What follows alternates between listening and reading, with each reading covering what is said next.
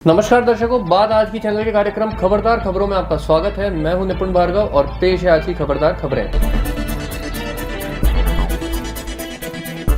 प्रधानमंत्री नरेंद्र मोदी ने आज देशवासियों को नव वर्ष की शुभकामनाएं दी और कामना की कि नया साल सभी के जीवन में सुख और समृद्धि लाए। उन्होंने कहा कि यह वर्ष सभी के लिए नए अवसर, सफलता और अंतहीन आनंद लेकर आए और सभी को बेहतर स्वास्थ्य और समृद्धि का आशीर्वाद मिले। वहीं राष्ट्रपति मुर्मू ने भी नए साल की हार्दिक शुभकामनाएं दी। उन्होंने सभी के लिए खुशी, सद्भाव और समृद्धि की कामना की और भारत के साथ साथ दुनिया के लिए एक उज्जवल और अधिक समावेशी और टिकाऊ भविष्य बनाने का आह्वान किया।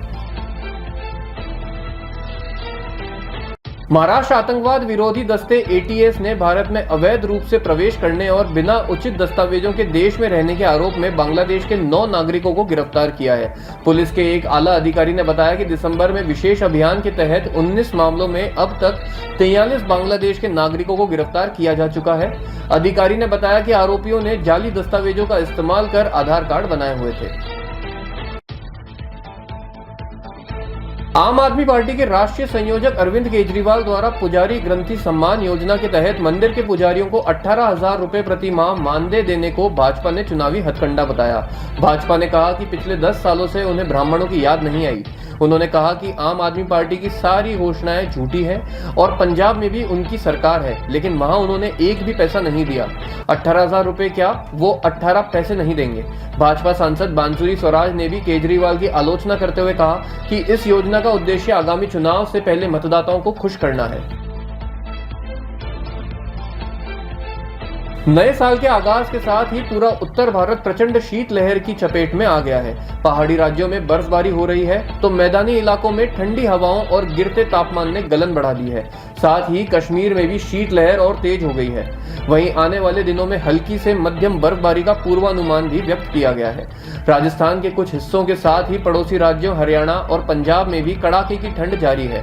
गुलमर्ग में न्यूनतम तापमान 0 से 11.5 डिग्री सेल्सियस दर्ज किया गया और श्रीनगर में रात के समय तापमान 0 से 3 डिग्री सेल्सियस दर्ज किया गया है। नए साल के पहले दिन यूपी के लखनऊ में हत्या का एक हैरान कर देने वाला मामला सामने आया है। लखनऊ के एक होटल में एक 24 साल के युवक ने अपनी मां और 4 बहनों को मौत के घाट उतार दिया। हैरान करने वाली बात यह है कि 4 बेटियों में से 2 नाबालिग हैं, जबकि 2 की उम्र 18 और 19 साल है। इन 5 हत्याओं से पूरे शहर में सनसनी फैल गई है। बताया जा रहा है कि यह परिवार आगरा का रहने वाला था और होटल शरणजीत में रुका हुआ था। वारदात के बाद पुलिस ने बेटे को हिरासत में लेकर पूछताछ शुरू कर दी है और शुरुआती पड़ताल में पारिवारिक कलह ही की वजह सामने आ रही है। राजस्थान में 9 जिलों को खत्म किए जाने के खिलाफ कांग्रेस का विरोध प्रदर्शन आज भी जारी रहा। गहलोत राज में बने 17 में से 9 जिलों को निरस्त करने पर राजस्थान में सियासत गर्म हो गई है।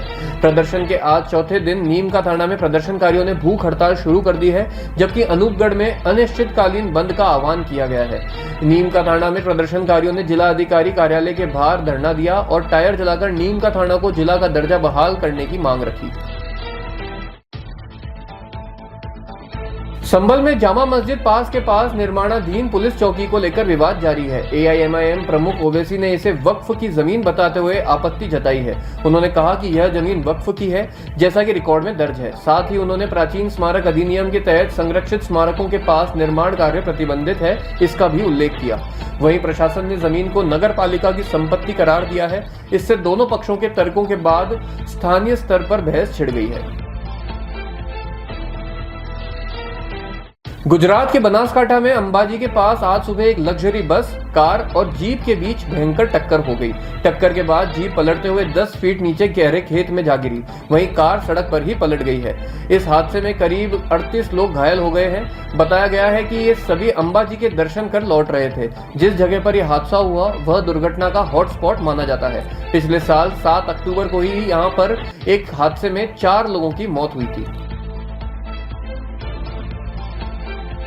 नए साल के मौके पर श्रद्धालु सुबह से ही विभिन्न मंदिरों में पहुंचकर भगवान के दर्शन कर रहे हैं और पूजा अर्चना में व्यस्त हैं। मध्य प्रदेश के उज्जैन स्थित महाकालेश्वर मंदिर में नए साल की शुरुआत के साथ ही विशेष आरती का आयोजन हुआ।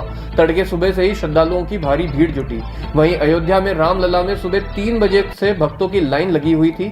साथ ही सीकर में खाटू श्याम बाबा के दर्शन के लिए भी श्रद्धालु देर रात से ही मंदिर के बाहर खड़े रहे। वहीं मुंबई के सिद्धिविनायक मंदिर में नए साल के पहले दिन विशेष आरती हुई। पूरे देश से माता वैष्णो देवी के दर्शन करने पहुंचे श्रद्धालुओं का भारी ठंड में भी तांता लगा रहा।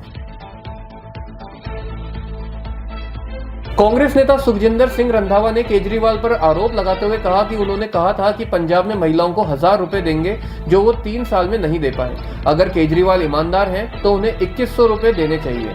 रंधावा ने कहा कि केजरीवाल बहुत नम्रता से बात करते हैं और फिर लोगों को धोखा दे देते हैं। उनके ही विधायक कह रहे हैं कि उन्होंने पंजाब में लोगों को धोखा दिया है। रंधावा ने कहा कि इस बार दिल्ली की जनता केजरीवाल को हराएगी और दिल्ली की जनता इस बार एक कामकाजी ईमानदार मुख्यमंत्री चाहती है। खबरदार खबरों में आज के लिए इतना ही। कल फिर होगी आपसे मुलाकात, तब तक के लिए आज्ञा दीजिए। नमस्कार।